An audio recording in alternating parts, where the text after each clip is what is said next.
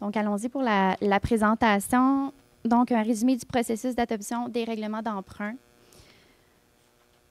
La règle veut qu'un règlement d'emprunt soit rédigé son objet en termes spécifiques. C'est ce que vous avez eu à l'ordre du jour pour le point 5.1 qui concerne le Centre de gestion des actifs, puis également pour le point 5.3 par rapport aux dépenses reliées au boulevard de Bromont. Par contre, dans la loi, il y a aussi une mention, une exception qui est prévue par rapport aux dépenses en immobilisation. Ce sont des dépenses qu'on peut regrouper, diverses dépenses en mobilisation qu'on peut regrouper ensemble et on peut écrire le libellé en termes généraux. Dans le jargon, on appelle ça un règlement parapluie. Dans l'ordre du jour, vous avez eu présentation d'un règlement parapluie au point 5.2 qui parlait de dépenses en immobilisation. Donc, la loi nous permet d'y aller en termes généraux. C'est ce qu'on a fait. On aurait pu aussi aller en termes plus spécifiques. Par contre, ce qu'il faut comprendre, c'est que si on y était allé avec des termes spécifiques, vous allez voir, là, quand M. Brochu va prendre la parole, quand on va arriver au point 5.2, il y a énormément d'éléments. Donc, que de détailler tous ces éléments-là dans un libellé, ça leur a été exhaustif, puis on n'a pas cru bon de le faire à ce moment-là. On a cru bon le dévoiler et le décrire au moment du traitement du point 5.2. Donc, c'est l'explication du règlement en termes généraux.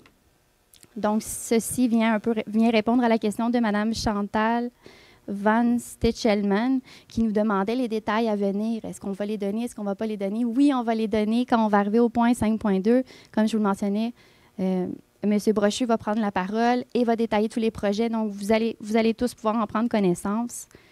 Et aussi, c'est important de mentionner que, comme tout règlement d'emprunt, un règlement parapluie est soumis au processus d'adoption du règlement d'emprunt. Donc, il y a les mêmes règles à suivre, que ce soit un règlement parapluie ou un règlement d'emprunt. Maintenant, le processus habituel au niveau d'un règlement d'emprunt, tout débute avec un avis de motion, dépôt et présentation du projet de règlement d'emprunt. Donc, cet avis de motion-là peut avoir lieu en séance extraordinaire, comme on a ce soir, ou encore en séance ordinaire. Le plus tôt après le dépôt de l'avis de motion, des copies du projet de règlement sont mises à la disposition du public. Donc, dès demain matin, pour ceux qui veulent avoir des copies papier, les copies seront disponibles à la réception à l'Hôtel de Ville. Également, au courant de la journée demain, sur le site Internet, on va rendre disponibles les projets de règlement d'emprunt. Donc, vous pourrez les consulter à ce moment-là. Donc, à ce niveau-là, on répond aussi à la question de Mme Manon Gaumont qui demandait avoir un accès aux estimations des coûts détaillés du Centre de gestion des actifs.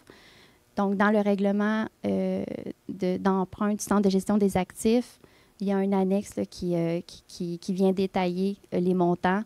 Donc, Mme Gaumont, vous pourrez avoir accès à ces estimations-là de coûts détaillés.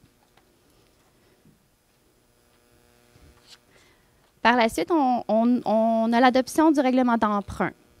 Tout comme pour l'avis de motion, l'adoption du règlement d'emprunt peut se faire lors d'une séance extraordinaire ou lors d'une séance ordinaire.